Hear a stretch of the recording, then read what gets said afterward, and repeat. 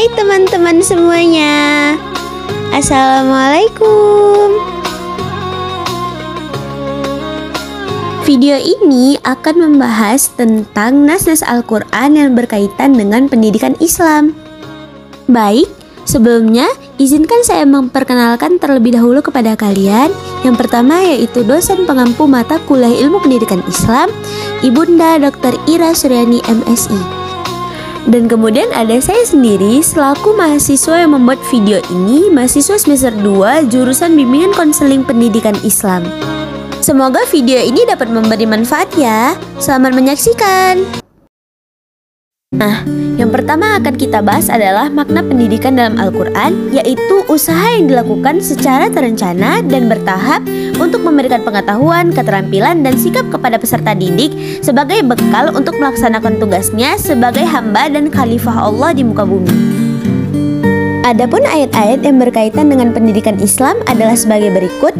Yang pertama yaitu surah Al-Alaq ayat 1-5 yang membahas terkait ilmu pengetahuan. Nah, pada ayat tersebut dijelaskan mengenai penciptaan manusia serta pentingnya sebuah ilmu pengetahuan.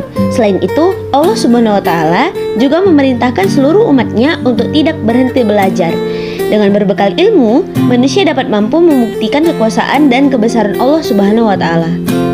Nah, selanjutnya ada surah Al-Baqarah ayat 207 yang artinya, dan di antara manusia ada orang yang mengorbankan dirinya untuk mencari keridhaan Allah, dan Allah Maha Penyantun kepada hamba-hambanya. Ayat ini berkaitan dengan tujuan dari pendidikan, yaitu mencari keridhaan Allah.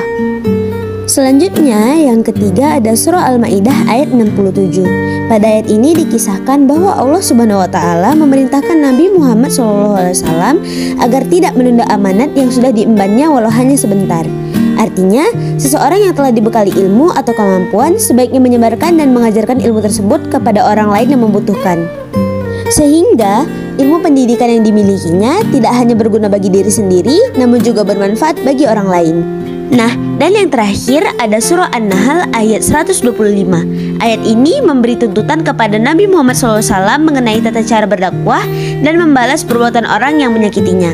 Peristiwa ini merupakan salah satu pendidikan bagi manusia ketika menghadapi situasi yang serupa, seperti sakit hati terhadap sikap atau perkataan orang lain. Jika seseorang mengalami hal tersebut, sikap terbaik yang dapat dilakukannya adalah bersabar dan tidak membalasnya dengan perbuatan yang lebih menyakiti. Mungkin hanya itu saja yang bisa saya jelaskan. Bila ada salah, saya minta maaf. Kepada Allah saya mohon ampun. Jangan lupa di like ya. Terima kasih sudah menyaksikan. Ya badratun minha sakullaka